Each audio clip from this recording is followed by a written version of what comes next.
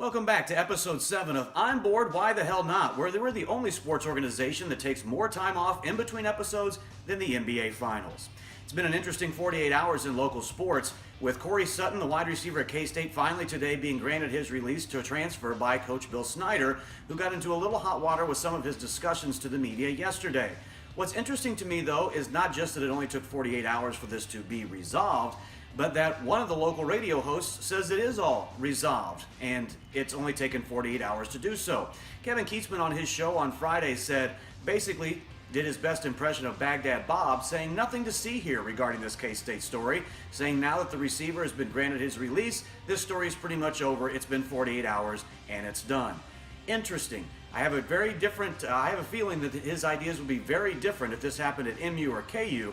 This is the king of dragging out skeletons out of closets, but when it comes to something that Bill Snyder may have done that's a little inappropriate or something that got him into a little hot water, it's amazing how quickly this story becomes just a 48-hour story. Well, as I mentioned earlier, it's been a while since we did one of these, and before we get to our 3 questions, which today features Soren Petro, let's take a look back at some of the tweets from the past week. We start with this one from 610 Sports' Mike Welch, who says, "We've never seen anybody in sports fall as far and as fast as Tiger Woods." My response on Twitter was simple. Orenthal James Simpson, charged in a double murder. Yes, it was not a good look for Tiger Woods, who looked very intoxicated and was charged with a DUI, even though apparently no alcohol was involved and it was a reaction to pain medicine. But it wasn't double murder. Other people also said Lance Armstrong is a person in this category.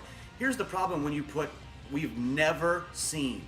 And this is one of the problems I have with a lot of what they do on the 610 morning show. Everything has to be the greatest, the least, the worst, or the best that we've ever seen.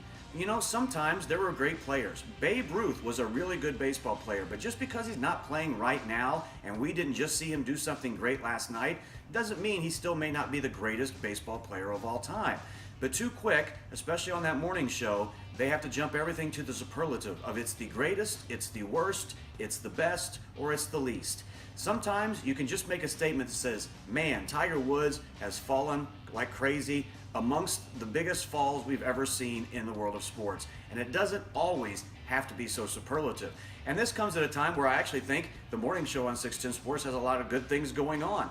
I think their pacing, I think the fact that they're getting to a lot of different stories, I think the show itself is using a lot of sound in good ways to spur on conversation, and I think they've caught their stride a little bit with their, again, sometimes overemphasized teases. But the problem becomes then sometimes you make comments like this, which just makes people shake their heads and wonder why everything has to be taken to such an extreme. While we're talking about the 610 Sports Morning Show, here's tweet number 2.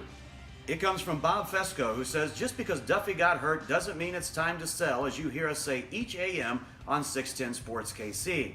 I do like here, there's also a response from Jared who says, I think that's exactly what it means, Bob. And Fesco comes back with the basically Twitter version of, nuh-uh, not if you hear what we say. My point would be this to what Bob says. Of course that's not what they're going to say on 610 Sports, especially in the morning, because what happens with the radio ratings for the Royals in the evening is perfectly tied to how many people listen in the morning. So if the Royals are not doing so well and they start trading off pieces and people stop listening at night to Royals games, then 610 Sports won't be on their radio station when they get back in their car the next morning, and there won't be as many ratings for Fesco in the morning. Therefore, Fesco needs people to talk about the Royals. He needs them to try to do what they can to stay in the race, and he needs them not to give up. I think the only other people that have this much involved besides 610 are the Royals themselves. They need to sell tickets. A couple of weeks ago, we pointed out there was a Groupon for this weekend's series coming up against the Cleveland Indians, a summer series against one of the best teams in your division. Since then, they've also put out a 30-game pack for $99. It's clear the Royals are worried about selling tickets as this season is going down the tubes, and getting rid of some of your star players before their contracts are up isn't a way to help sell tickets. So, unfortunately, I think for fans and for the future of the organization, I expect the Royals to hold off even longer before they start trading away pieces. For tweet number 3, we go back to Between the Lines and Kevin Kietzman, who said, did the Royals really watch that swing the past 2 years and decide Bonifacio is the 4th best right fielder they have? Then he doubles down with, let's trade Wade for control right fielder, meaning Jorge Soler. It's not like Bonifacio is showing any promise here in Omaha. Wow. I also want you to take particular notice of the date. This is May 23rd. So yes, it's been a while since I've had one of these episodes to be able to comment upon this. May 23rd was right after Bonifacio got done hitting 4 home runs over the course of 5 games. This would be a great tweet from someone like Kietzman or someone in the radio business or any media for that matter if this tweet was made before a hot streak from Jorge Bonifacio, where you're looking at a swing, you've decided he can hit in the major leagues, and you want to criticize the Royals then. But doing it after he hits 4 home runs in the span of 5 or 6 days, well then you just look like a bandwagon jumper and a blowhard. And that's the way this tweet comes across, coming off the heels of Bonifacio's hot streak, and not earlier when it looks more like analysis and a little bit less like just bandwagon jumping and second guessing. Time now for our, again, creatively titled segment called 3 Questions. We caught up with Soren Petro, my former boss on the program, and we talked a little bit with him about various subjects, including the first question: if he could have anybody living in sports on his show right now for an interview, who would that be? Oh, man.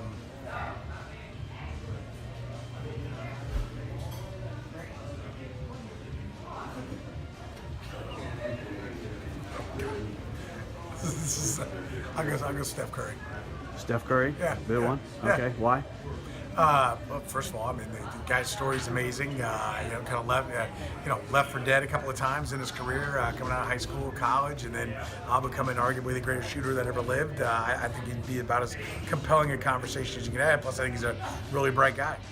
Second, I ask if he could go back and be the boss of one of his former bosses, which guy would that be?